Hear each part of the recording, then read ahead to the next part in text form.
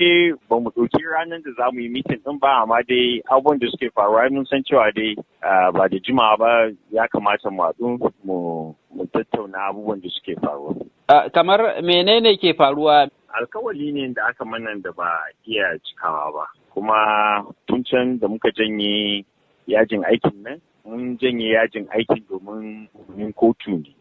Abin da ke faruwa yanzu yadda suka ki biyan mu albashin mu bai zo mana da mamaki ba. Mun san cewa shugabannin mu a Najeriya ba su cika alkawali. Kamar ka ce ba a biya ku albashi ba. Mun yi watanni 8 da muka yi yajin aiki a kotu ta ce mu koma, mun koma aiki, mun dawo za mu yi aikin watanni 8 da suka wuce sai kuma an biya mu na kwana 14 ko 15 ne.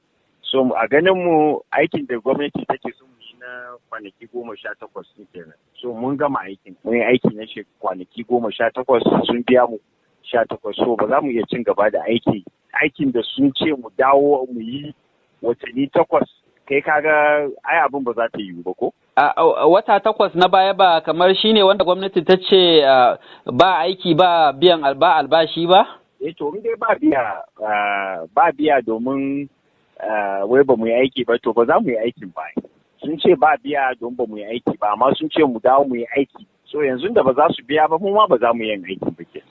Amma kun yi kun tuntuɓi ɓangaren gwamnatin an nuna muku cewa lalle ba za a biya ku wannan albashi ba na wata 8 da ku kuke cewa? Sun biya mu na kwanaki 18.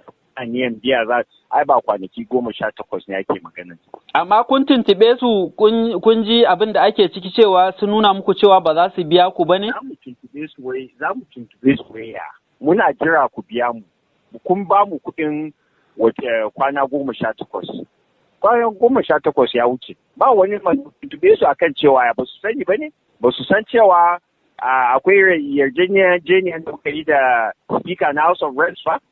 Komawar ku akwai yarjejeniyar cewa lalle sai an biya ku wannan kuɗi na wata 8 ne? Alkawalin da aka mana kenan. An ce shugaban kasa ya yarda cewa za a biya mu. Amma wasu rahotanni na cewa kamar an biya ku kamar rabi ko? Rabi? Eh. Maka ya kamata a biya mu na watanni 8. An biya mu na kwanaki 18. Ai kwanaki 18 ba su kai rabin watanni 8 ba. Amma ba kwa gani watakila albashin na waɗannan watanni kila ana kan hanyar a biya ku ne kuke nema ku yi wannan hanzari? In sun biya mu ya nuna cewa abin yana hanya kenan, amma muna sa ido mu ga abin da za su yi. To yanzu ya maganar game da ci gaba da aikin ku? Za mu je mun haɗu ba mu san ranar haɗuwan ba, amma mun haɗu za mu yi tattauna, za ku ci ko ya maganan aikin. Amma a yanzu a halin da ake ciki za ku daina zuwa aikin kenan? Za ku dakatar da aiki? Za ku dakatar? Ba za mu iya faɗan haka ba sai mun haɗu a malam.